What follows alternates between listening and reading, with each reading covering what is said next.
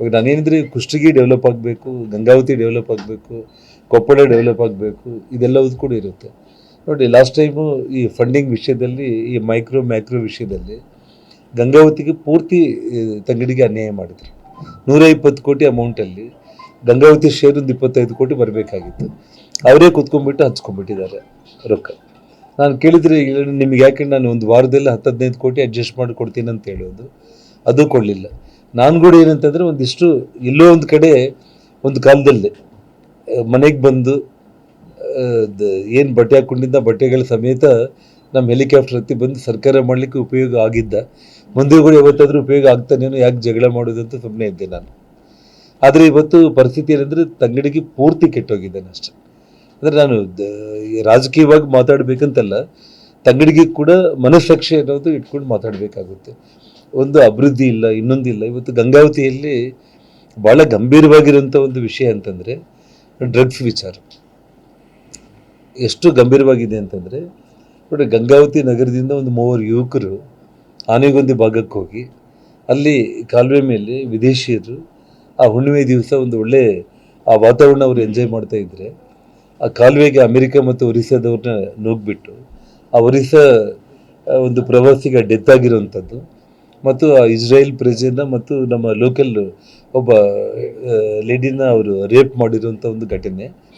ಈ ವಿಷಯದಲ್ಲಿ ನಾನು ಅಸೆಂಬ್ಲಿಯಲ್ಲಿ ಮಾತಾಡೋದ್ರ ಮೂಲಕ ಮುಖ್ಯಮಂತ್ರಿಗಳ ಹತ್ರ ಹೋಗ್ಬಿಟ್ಟು ಅವ್ರಿಗೆ ನಾನು ಮನವಿ ಪತ್ರ ಕೊಟ್ಟೆ. ನಾನು ತಕ್ಷಣ, ಯಾಕಂದರೆ ಹಿಂದೆ ನಾನು ಸಚಿವನಾಗಿರುವಂಥ ಸಂದರ್ಭದಲ್ಲಿ ಹಂಪಿ ಮತ್ತು ಆನೆಗೊಂದಿ ಎರಡನ್ನೂ ಒಳಗೊಂಡು ಈ ಹಂಪಿ ಅಭಿವೃದ್ಧಿ ಪ್ರಾಧಿಕಾರ ವ್ಯಾಪ್ತಿ ಒಳಗಡೆ ಒಂದು ಸಬ್ ಡಿವಿಷನ್ ಮಾಡಿ, ಒಂದು DSP ಮಟ್ಟದ ಅಧಿಕಾರಿಯನ್ನು ಮಾಡಿ 32 ಮೋಟ್ರ್ ಬೈಕ್ಗಳನ್ನು, ಹೊಸ ಬೈಕ್ಗಳನ್ನು ಕೊಡಿಸೋದ್ರ ಮೂಲಕ 64 ಮಂದಿ ಪೊಲೀಸರು ರಾತ್ರಿ ಹಗಲು ಅವರು ಕಂಪ್ಲೀಟ್ ಗಸ್ತನ್ನು ಅವರು ತಿರುಗ್ತಾ ಇದ್ರು.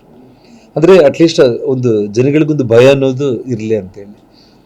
ಆ ನಂತರ ನನ್ನ ಬಂಧನ ತಕ್ಷಣ ಆ ಸಬ್ ಡಿವಿಷನ್ನ ಅಲ್ಲಿಂದ ಕಾಂಗ್ರೆಸ್ ಸರ್ಕಾರ ಸಿದ್ದರಾಮಯ್ಯ ಅವರು ಬಂದ ಮೇಲೆ ಅದನ್ನು ತೋರಣಗಲ್ಲಿಗೆ ಶಿಫ್ಟ್ ಮಾಡಿ ಇವತ್ತು ಅಲ್ಲಿ ಒಬ್ಬ ಪೊಲೀಸ್ ಸಬ್ ಇನ್ಸ್ಪೆಕ್ಟರ್ ಬಿಟ್ಟರೆ ಅದು ಹಂಪಿಯಲ್ಲಿ ಅಲ್ಲೇನು ವ್ಯವಸ್ಥೆಗಳೇ ಸರಿಯಾಗಿಲ್ಲ. ಇವತ್ತು ಆನೆಗೊಂದು ವಿಚಾರ ತಗೊಂಡ್ರೆ ಅಲ್ಲೂ ಏನೂ ಇಲ್ಲ.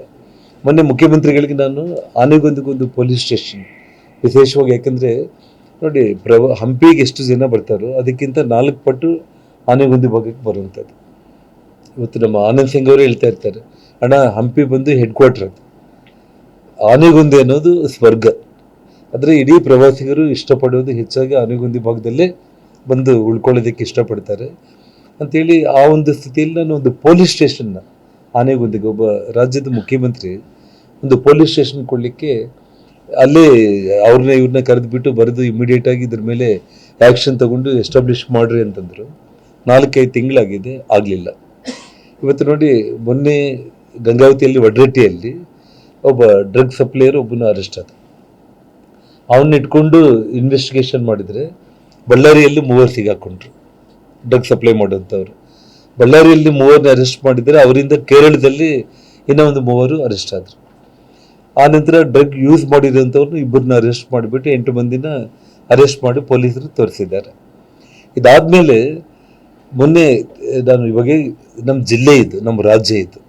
ಇವತ್ತು ನಾನು drugs free Gangavathi, drugs free Koppal, drugs free ನಮ್ಮ ಕರ್ನಾಟಕನೇ ಆಗಬೇಕು ಅನ್ನೋದು ನಾವೆಲ್ಲರೂ ಕೂಡ ನಾವು ಹೋರಾಟ ಮಾಡುವಂಥ ಒಂದು ಸ್ಥಿತಿ ಇವತ್ತು ಬರ್ತಾ ಇರುವಂಥದ್ದು.